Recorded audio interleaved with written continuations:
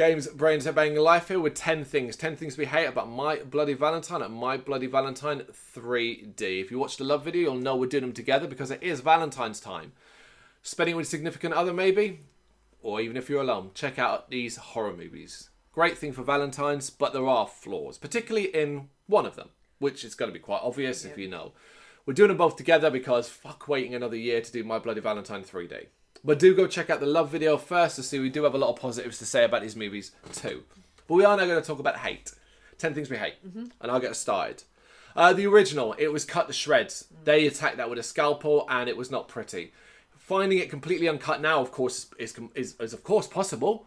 But what bugs me about it more than anything else is that if someone's just watching it, if it was on, I don't know, a channel on TV, chances are it's not going to be the uncut version. Yeah. So they may not experience it as it should be and the real quality of it, the level of the gore and the violence and stuff like that. So they may come away going, it's all right. Yeah. You know, that's it. Whereas they might be a bit more like, whoa, that was full on.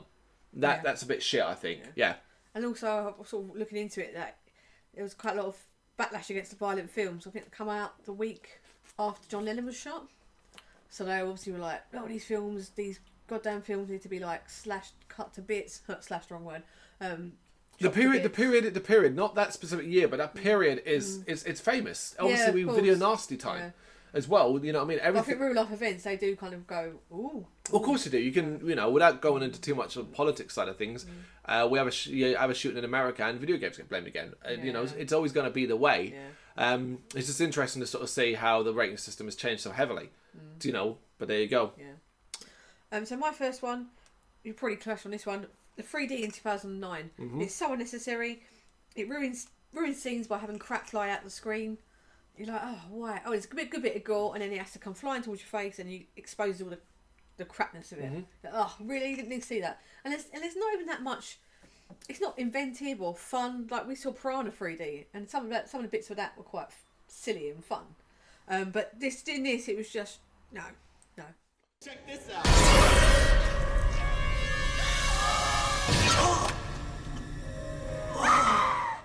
Of course I have it. Of course I have it. Yeah. However, I'm going to start this up by refuting that. I will refute that. I did not have fun with Brrraaains 3D. You will never sell 3D fucking movies to me. I think it is nothing but a fad that has come and gone several times throughout history. I was a fucking youngster with the green and red glasses trying to watch Freddy's Dead, The Final Nightmare. In that crap. I have experienced 3D several times in my life and I fucking hate this fad. And I did not see, there's only one time where I was impressed by something with 3D. And it was the night before Christmas. Oh, because of the snow. Because of the snow. Yeah. That was it. And I thought that was cool. But that is it. Do not ever, on video, put it down as record that I enjoyed a fucking piranha in 3D. Jesus Christ. I didn't mind it. What, really? Do you know, the comedy in that comes from, here's a fucking 3D bitten off Willy. Yeah.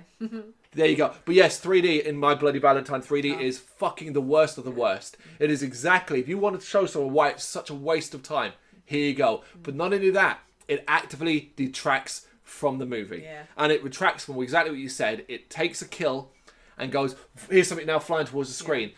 Adding a fuckload of shit CGI, which looks worse the closer it gets to the screen, even if it's flying there. Looks awful. And the two that stand out is Tom Atkins' death and the stupid-ass explosion in the end.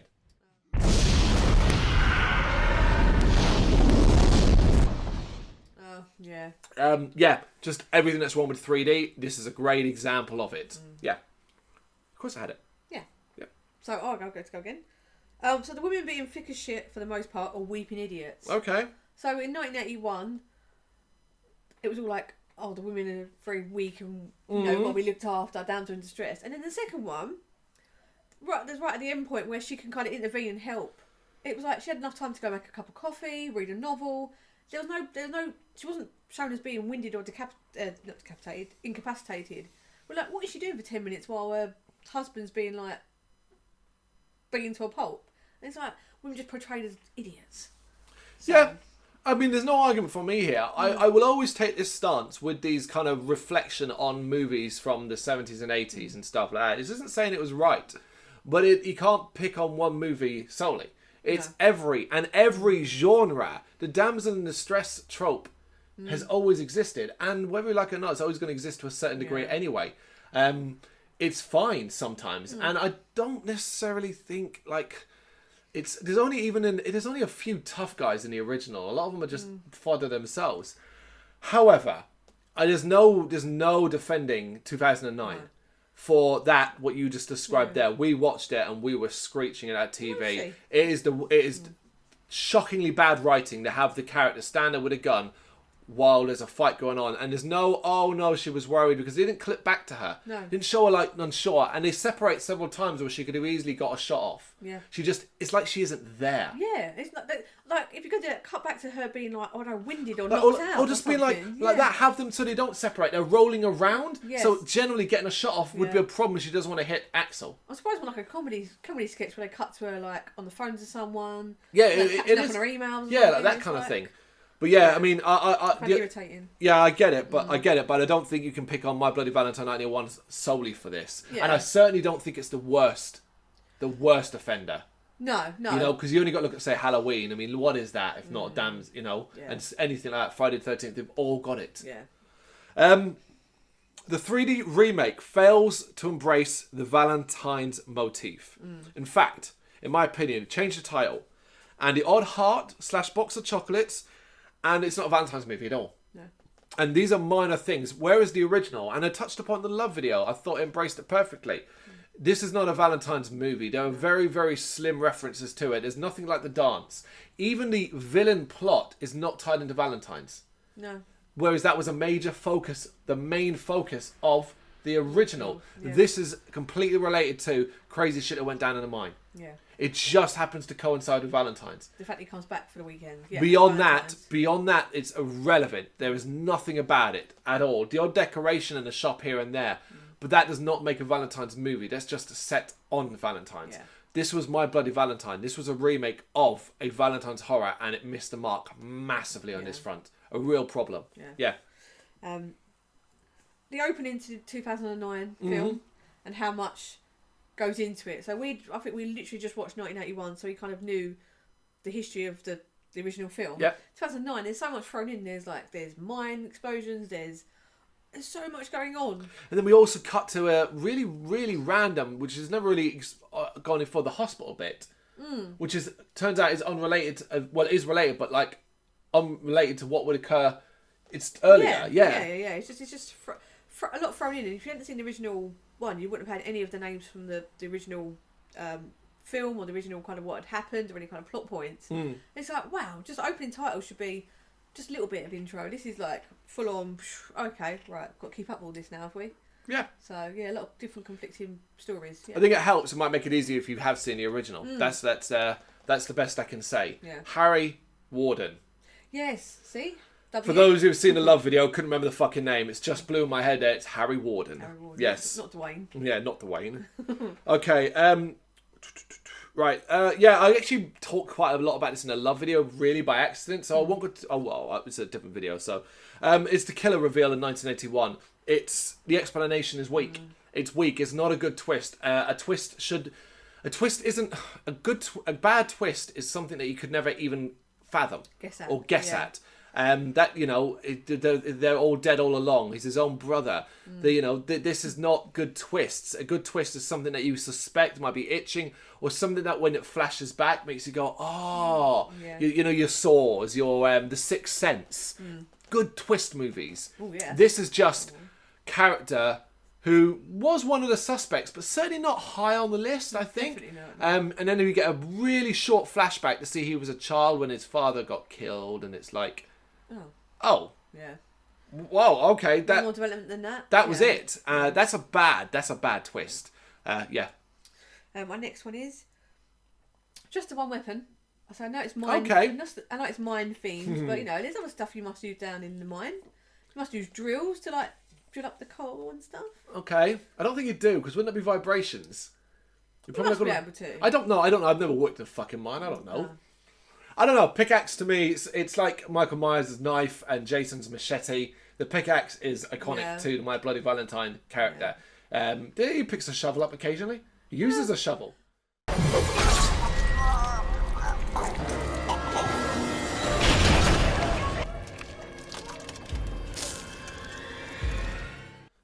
kills someone with a shovel in 3D Oh, through the thing, Oh. and her head stays in the top part.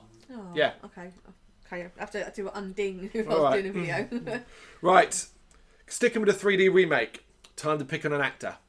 His name is Jensen Ackles. You probably know him best from Supernatural, that TV show. I've never seen it.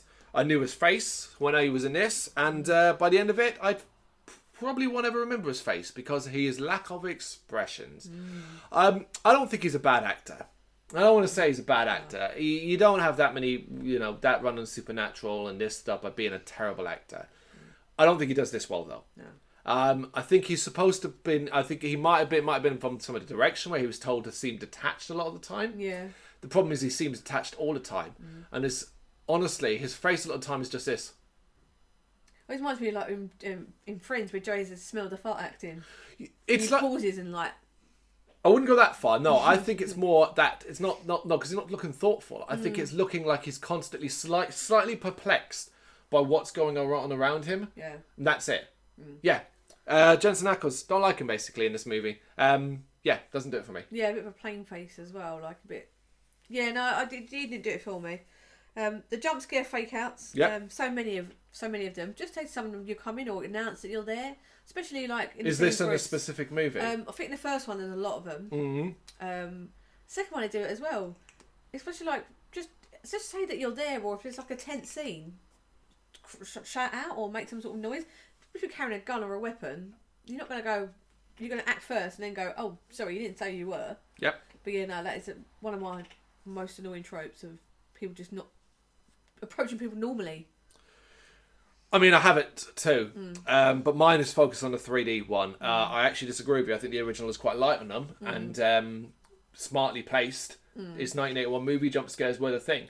Yeah. It ties into my cliches of cliches before they were cliches. However, the 3D remake does not get the same treatment. It does not get the same stance. I don't take the same stance on it because it's 2009. And it is the most tired trope bullshit you'll ever see. Yeah. And it'll be the two good examples. Someone sitting in a car and bang, bang, bang, bang, bang, bang on the window with the loud script music. Who does that? Who does that? Or everyone's all-time favourite. Someone's like... hand on the shoulder. Yeah. Oh, it's just me. You can clearly see that they're like tense about something. Yep. Yeah, that irritates me. Yeah, 3D one. It's far too heavy on jump scares, basically. I'm gonna go again. Oh yeah, 1981 film. The stupidity of taking people down to a mine. That's your livelihood. That's your job. Like, and that's before you started drinking properly. Like, you had a few beers. You might have had a few beers at the pub, but you would not risk your job by taking people down there. I agree, and actually this is a real flaw because there's a lot of things where you could go, well, because of this, there isn't enough alcohol consumed that we see to warrant that kind of, because they don't appear drunk. Also, the other one that you might argue and why, oh no, but the guys want to get laid. Most of these are their girlfriends. Yeah. And there's a lot of action going on in that movie. I don't think getting laid would have been an issue. I know you take them down there just to come back up again. It's like, is it worth it? Something going wrong? It's literally a bit of writing where they were like, how do we... They're here, and we need to get them here. Yeah. How do we get them there? And it's a very, very thin string drawn between the two. It really is. Yeah, I agree. Not one of mine, though.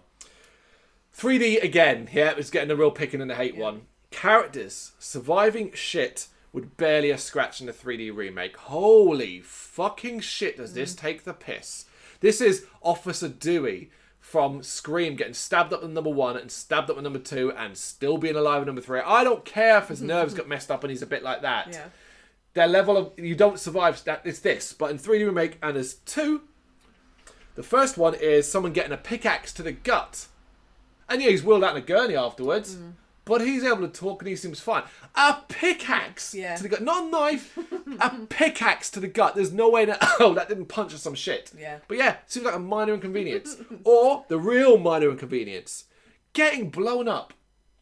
But then just having what looks like a bit of dust and dirt on your face. Oh, God, yeah. The ending to that movie is absurd. Yeah. You'd be deaf. You'd have ringing in your ears. He pulls the mask off and he's like a little bit of blackened soot and dust, and it's like I know you can't see the rest, but no, he walks out. Yeah. He walks out. He's in the outfit. Isn't it? Yeah. And it's just like, oh come on. Yeah. 3D takes the least. piss, man. Yeah. Number 7, 2009 was the adultery, the cheaply thrown in adultery plot. Oh, we should save this to the end.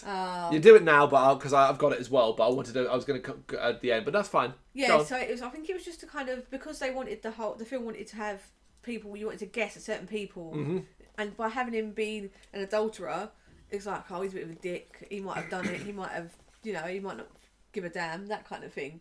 And it just felt really cheap to throw in to make you go, I don't like Axel. Yeah. I 100% agree. This is one of my biggest bugbearers, is that the only character I feel that really is likable is Axel. Yeah. I feel like a lot of what he does is justified. And I reckon, this is my point, the screenwriters realised, oh, he's more likeable than our main actual likeable guy. How do we make him likable? Let's have him having an affair. Because it really doesn't play into the overall plot that much. It creates a little bit of mistrust, but their marriage is already in trouble before this.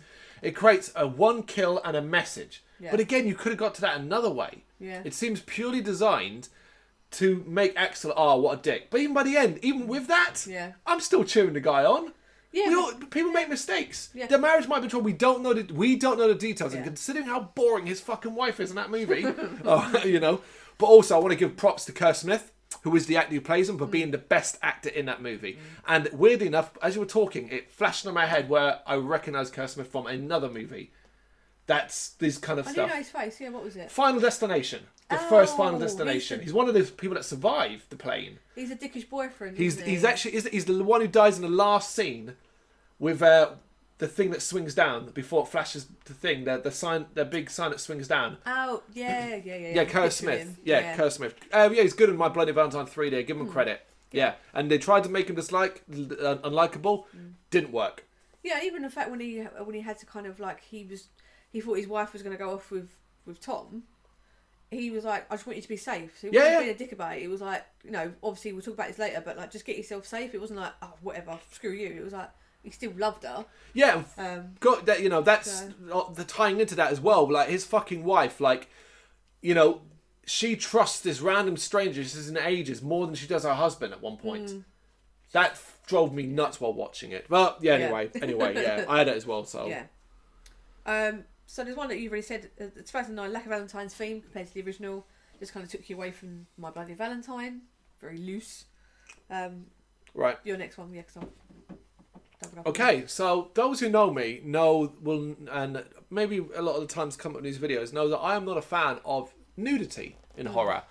Unjustified nudity. If it ties into the plot in some way, fine.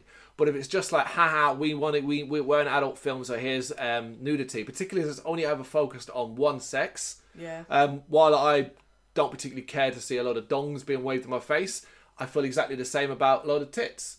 I find it irrelevant and weird as well that it's designed to titillate sometimes in a horror movie. Yeah. My Bloody Valentine 3D has extended full frontal female nudity. And it's kind of like, it's too much. It's way too much. To the point of absurdity. Now, I know the character's supposed to be... I don't want to use a derogatory term. Like easy lay, isn't she? Yeah, that's what it is, isn't she? Yeah. That kind of, good time girl. I don't, she's not a prostitute because they make a point of her being, turning down money. But after that, she's happy enough to go walking out into the fucking parking lot fully nude and all that. And it's almost like the actress they were like, look, do you mind doing nudity? She was like, yeah, cool. Yeah, I'm up for that. That's cool. I'm fine with that. And they were like, sweet. And it's like, it makes you just take a pervy... But she can run in wedges in a nude, so props to the actress. So she fall over. Did it add anything to that scene? No, you could have cut to like... She could have been naked, they could have done the sex stuff, and then she was in her underwear. Yeah. Like, they cut afterwards, so cut to her underwear. Wouldn't have changed anything. You're still titillated, but they were like, no. And it's like, what were you trying to get an 18? And this is the only way you knew you could, because that time the gore and the blood would not have gotten you it. No. So you were like, well, what's the way to get an 18? Sex. Swearing. Excessive. Not even excessive swearing. Yeah. Not enough to get an 18. Nudity. Full front nudity will do that. Yeah. Yeah. Well, 2009. So lack of empathy for the cast. So the very first part, you get the... No one gives a shit. Yeah, like the original group of friends. Like, it was literally just, oh yeah, we're at the mine, it all happens, and then we split up and we see them years later. So I don't really care. Like, I didn't know they were close to her. And then we cut to the blonde girl again, having her fun, and then there was this, obviously the three main ones, but there's no real connection to anyone. No, and it's weird, considering it's supposed to be a small town, it's like none of them spoke for years. Yeah. And they're completely separated, and then it is. Right, my last one. Is that your last one, yeah? One more. All right, my last one. It's 1981 film. Going to that, actually. And I think it begins to drag once we're in the mine at the end. I think with 10-15 minutes left, it's still trying to ramp up the tension rather than just going for the finish. Yeah. When you've got 10 or 15 minutes left, you're not a found footage movie. You're not saving your big scary bit for the last minute, 2 minutes. This is a 1981 movie, and in the mine, it goes on too long with too many characters splitting up and this and splitting here and going there and doing this. And then is the killer going to get him, and so on. And it's like, we've got 10 minutes left. Let's get to the finish. Let's ramp it up. Let's have some chasing. Let's have some screaming. Do you know what I mean? Instead of, at that point, still trying to ramp tension up. Yeah, for me, it kind of drags. Yeah. There you go. Oh, my last one is, we have doubled up on it. I said about the cut version, just show us all the gore. Yeah. So, yeah. There you go. There's 10 things we hate about My Bloody Valentine and My Bloody Valentine 3D. Let us know what yours are in the comments. Thank you very much for watching. You can check us out on gbhbl.com as well as on Facebook, Instagram, Twitter and Tumblr. Go to Patreon to help us out over there. That's patreon.com/gbhbl, as well as Big Cartel, where you can find some of our merchandise. We have a podcast running on SoundCloud and Apple Podcasts. And of course, if you like this video, do us a favour, hit the subscribe button and help the channel grow. Games, horror and heavy metal. What else is life for?